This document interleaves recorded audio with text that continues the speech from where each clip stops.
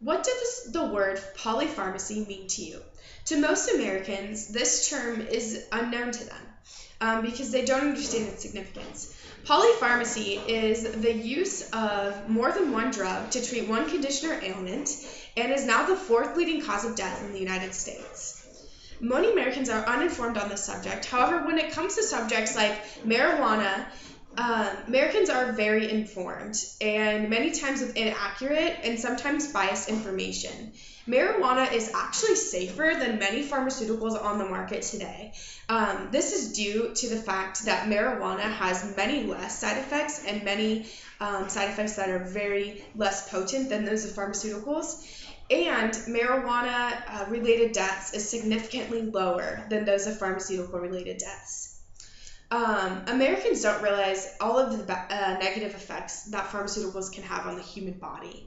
I believe that pharmaceuticals are too widely accepted. I believe that they are overprescribed. And again, they're a very necessary and important part of our health care system. However, again, I believe they're overused. Marijuana, on the other hand, is very ridiculed and looked down upon because most Americans are uninformed about what marijuana actually is. Marijuana is a natural plant, and in this plant are substances called cannabinoids. And one of these cannabinoids, THC, when heated, it becomes psychoactive. There are many other cannabinoids found in cannabis that have known health benefits and cancer-fighting properties. Keep in mind, cannabis is a naturally occurring plant, and actually our brain has cannabinoid receptors, much like those of dopamine and serotonin, which are naturally occurring chemicals in the brain. So first, let's examine the side effects of pharmaceuticals compared to those of marijuana. Let's examine first the deaths caused by pharmaceuticals compared to those of marijuana. According to Calcaterra, between the years of 1999 and 2009, pharmaceutical overdose death increased fourfold during this period of time. Also, pharmaceuticals were responsible for the highest increase in overall overdose death compared to all of the other opioids. So this means that marijuana actually caused more deaths than heroin and cocaine overdose deaths. Also, according to White, the Journal of the American Medical Association states that 290 people die every single day in the United States from pharmaceutical use. This is amazing to me. Pharmaceuticals are killing more people than widely feared and hard, dangerous street drugs such as cocaine, heroin, methamphetamines. I believe this is wrong. And I believe this is a subject that many people need to be more informed about. So comparing deaths caused by weed to pharmaceuticals, many people claim that marijuana has never killed one single person and that marijuana will never kill you. However, because of the psychoactive effects of this drug, this is untrue. According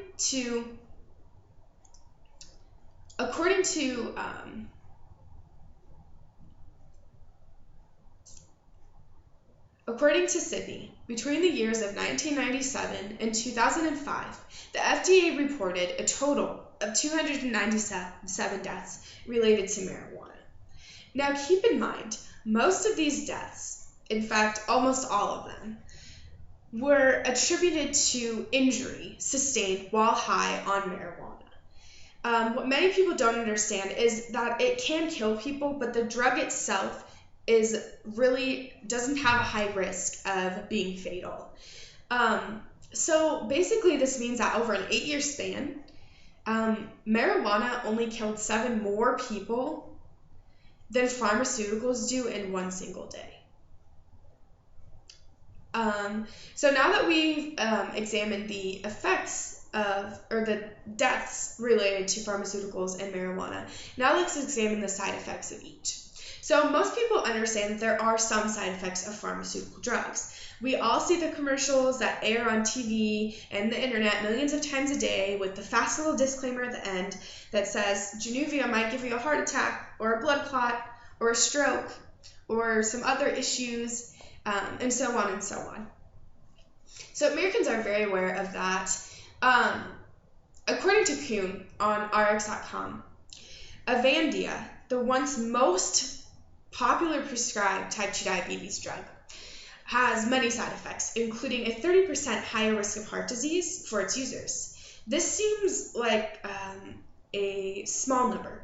However, type 2 diabetes patients are already at a significantly higher risk for heart disease. Avandia also causes even more side effects such as complete cardiac arrest, edema, hepatic effects, which means effects on the liver. It also causes dizziness, shortness of breath, rapid weight gain, persistent headache and back pain, etc., and so on and so on. So this list is just effects of just one drug. According to Walgreens, just last year, they filled over 800 million prescriptions. Keep in mind this is one pharmaceutical company or pharmacy in the US. They filled 800 million prescriptions, and over half of the prescriptions were attributed to the same patient. So the saying that people do take, if you take one pill, you take 6, it's true. People do usually take more than one drug. Drugs are usually coupled with each other to do different things. But this also comes with another set of side effects and another set of potentially dangerous health risks. When we look at the side effects of weed or marijuana, marijuana has side effects that are really only seen, negative side effects that are seen only when the plant is smoked. These effects, according to Perez, are obvious and sudden, like red eyes,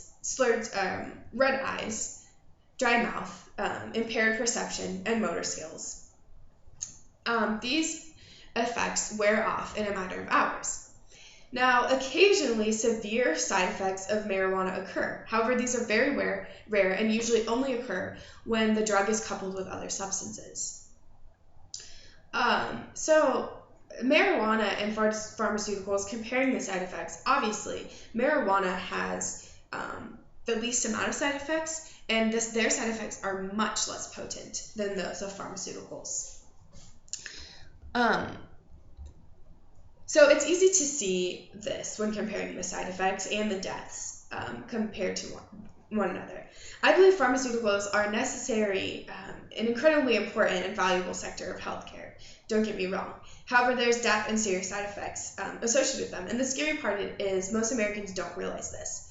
We try to fight a war on drugs against substances like marijuana with very few deaths, and which causes very few and very insignificant side effects. So I think it's very important to be informed about what a person puts in his or her body. Do your own research. Dig further down into what drugs do, what pharmaceuticals will do, what are the side effects, are there alternative treatments that maybe you could undergo instead of having to take a pill for it, such as chiropractic care, naturopathic care, acupuncture, herbalism, yoga. There are tons of alternative cares that can help a person with health problems, excluding pharmaceuticals. So I think, as an American, be informed about what these pharmaceuticals are, but also be informed about what marijuana is too.